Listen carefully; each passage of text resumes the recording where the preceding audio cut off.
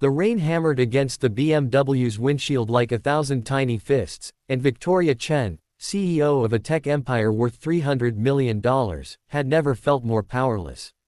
Her phone was dead. Her designer heels were soaked.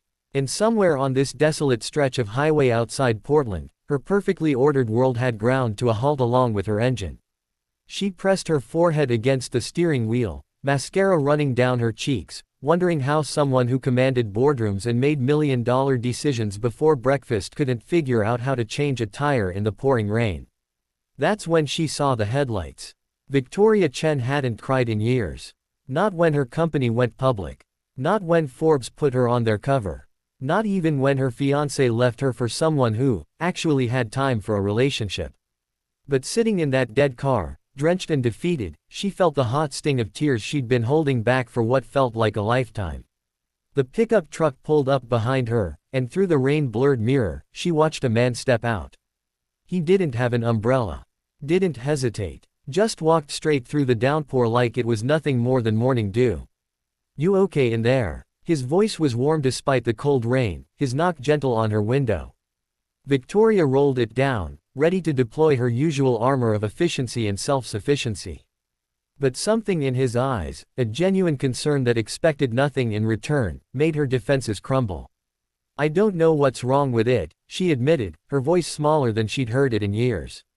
He smiled, rain dripping from his dark hair. "Let's figure it out together. I'm Marcus, by the way." "Victoria. Nice to meet you, Victoria. Pop the hood for me." She watched through the windshield as Marcus examined her engine with the focused attention of someone who actually cared about solving problems, not just appearing to solve them. His hands moved with practiced confidence, and within minutes, he diagnosed the issue, a loose battery connection, simple enough to fix temporarily. "This should get you to the next town," he said, wiping rain from his face as he returned to her window. "There's a good mechanic about 15 miles up. I can follow you if you want, make sure you get there safe." "You don't have to." "I know," he interrupted gently. "But I'd like to. The roads get tricky up ahead, and it's getting dark." Something about the way he said it, without bravado, without expecting gratitude, made Victoria's chest tighten. In her world, everyone wanted something. Every kindness came with an invoice. "Okay," she whispered. "Thank you." As they drove through the rain, Victoria kept glancing in her rearview mirror at the steady headlights following her. Protecting her. A stranger who had no idea who she was, no idea what she could do for him, helping simply because he could. The mechanic shop was closed, but Marcus knew the owner. Made a call. Within 20 minutes, a gray-haired man named Pete was examining her car properly while Victoria and Marcus waited in the small adjacent diner, the only place still open in this barely their town. "Coffee," Marcus offered, already signaling the waitress. "I should probably," Victoria started, then stopped. Should probably what? Rush back to her empty penthouse. Her inbox that never stopped demanding pieces of her soul. Yes, coffee sounds perfect. They sat across from each other in a cracked vinyl booth, and for the first time in years, Victoria found herself actually talking to someone. Not networking, not negotiating, just talking. Marcus was a single father to a 7-year-old daughter named Sophie.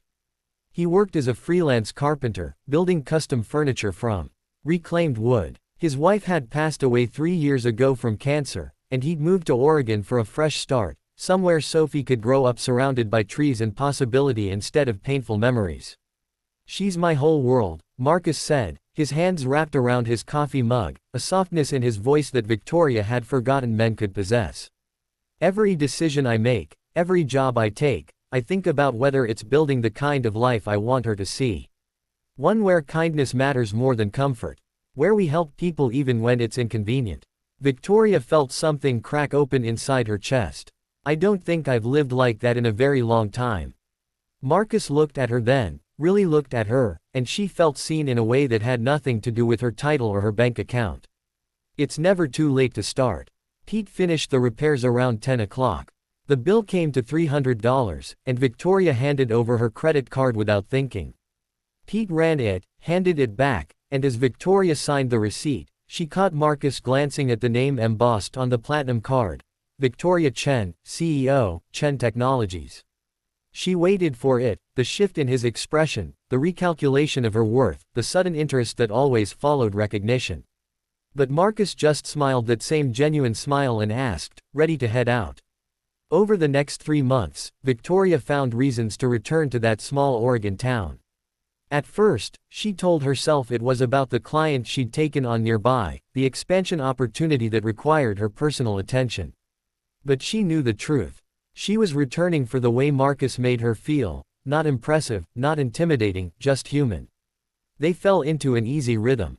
Coffee at the diner. Walks through the forest where Marcus collected wood for his projects. Dinners where she met Sophie, a bright-eyed girl who asked Victoria questions about computers and space and whether being rich meant you were happy. I don't know, Victoria had answered honestly, kneeling down to Sophie's eye level. I used to think it did. But I think maybe being happy means having people who care about you for who you are, not what you have. Sophie had considered this seriously, then hugged her. Just hugged her. No reason, no transaction, no ulterior motive. Just a pure expression of affection, and Victoria had to excuse herself to the bathroom to compose herself. But it was Marcus who truly undid her. Marcus, who brought her coffee exactly how she liked it but never in expensive cups, just in his chipped mugs that had belonged to his grandmother. Marcus, who listened to her talk about the pressures of her position without trying to fix her or minimize her feelings.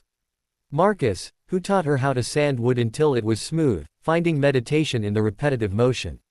You know what I love about woodworking, he said one afternoon in his workshop, guiding her hands along a piece of oak. You can't rush it. You can't throw money at it to make it perfect.